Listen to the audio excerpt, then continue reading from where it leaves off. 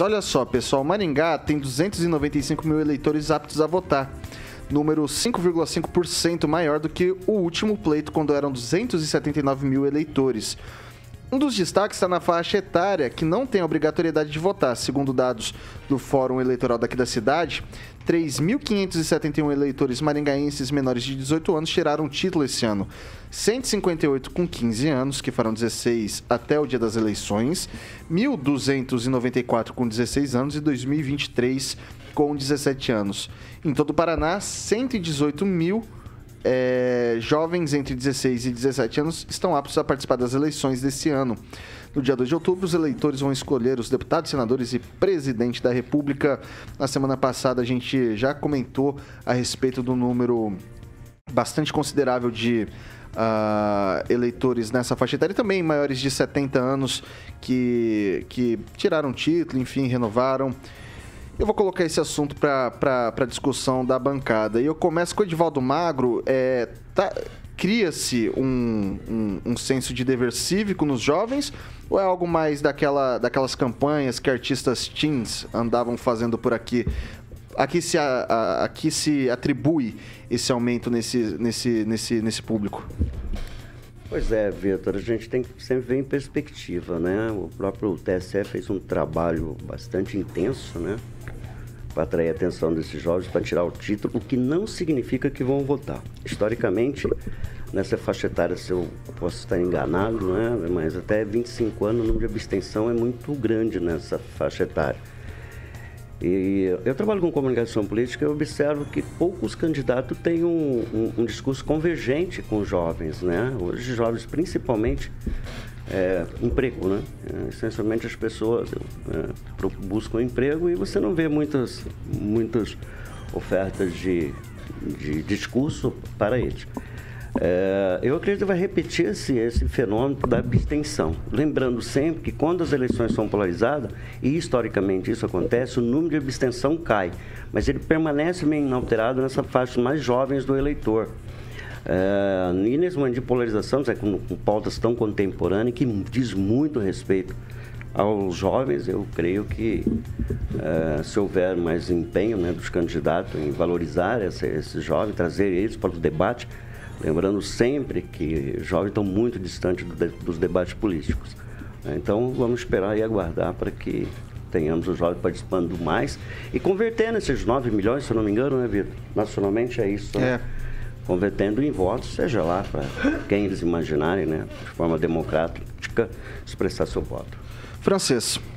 Eu acho ótimo que os jovens sejam trazidos ao embate político, né, como eleitores, porque uma das queixas que existe assim no Brasil, uma das verificações é de que o povo, de certa forma, vota mal, né?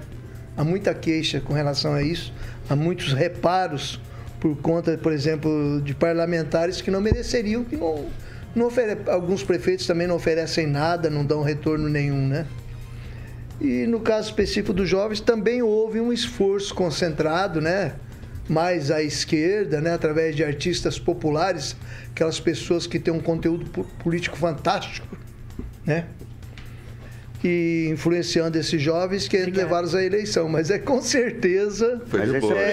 como bem disse o Edivaldo... Eu senti um tom de deboche nisso. Aí é preconceito, Francês. O quê? Quando você fala que esses artistas têm conteúdo, você foi irônico. Sim. Viu? Não, é uma ironia, mas é verdade, é verdade.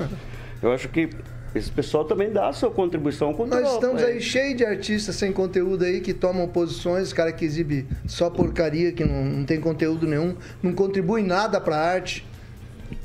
A gente pode falar. Não, é que segundo você, eu acho esse recorte tão rasteiro, sabe, de se falar isso, né?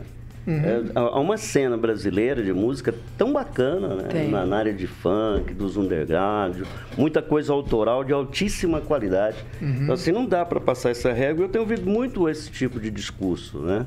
Esse pessoal não contribui, eles são rasos, né? Quem tem conteúdo? Tem conteúdo? Mas tem muito também. Eu sinto que essas pessoas, elas têm menos... Desculpa aí tomar tua vez.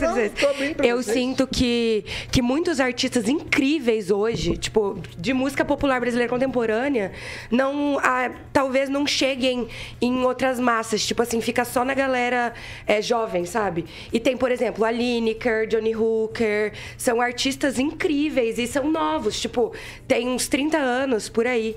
E falam sobre coisas incríveis. Baiana System.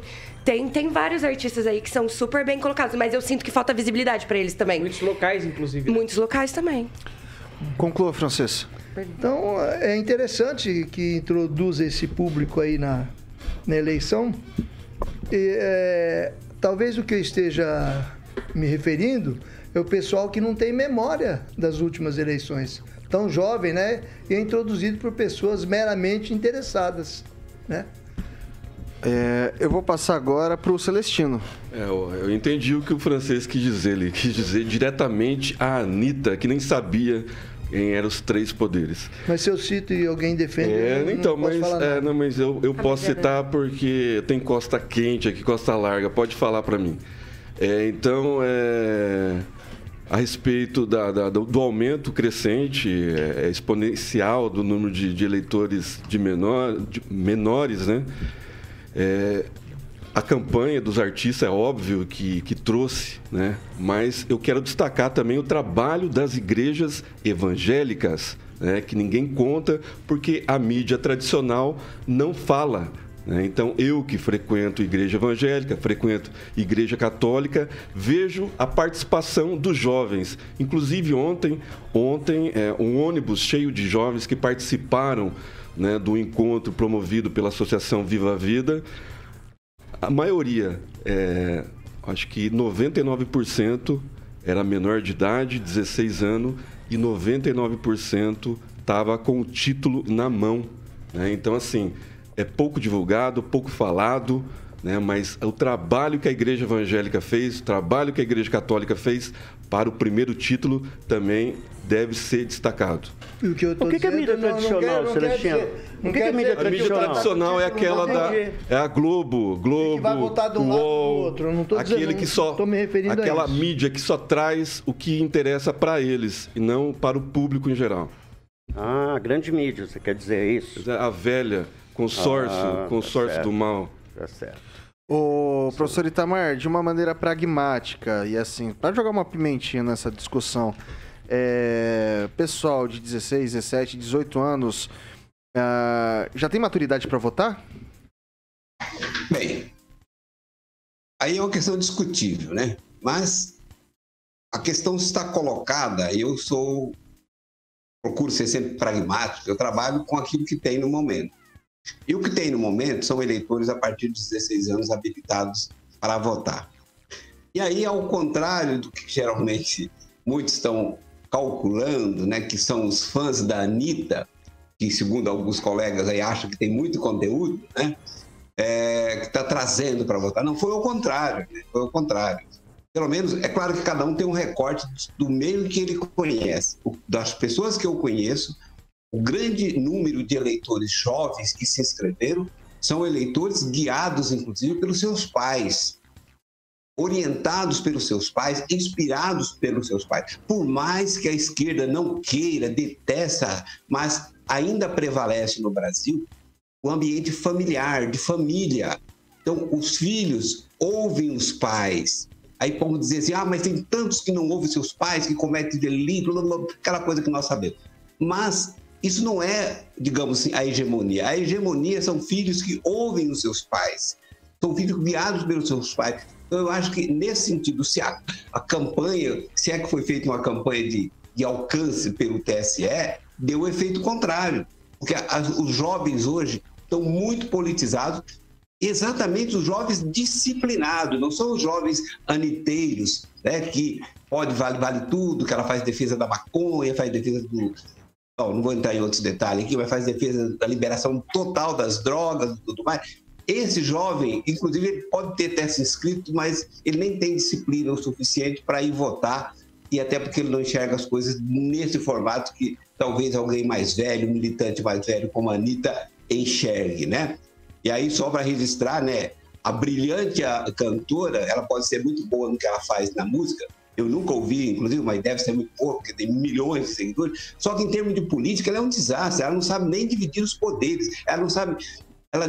nas afirmações que ela mesma diz, ela não tem uma sequência. Mas eu admito que as pessoas, até homens adultos de barba branca, podem admirá-la, né?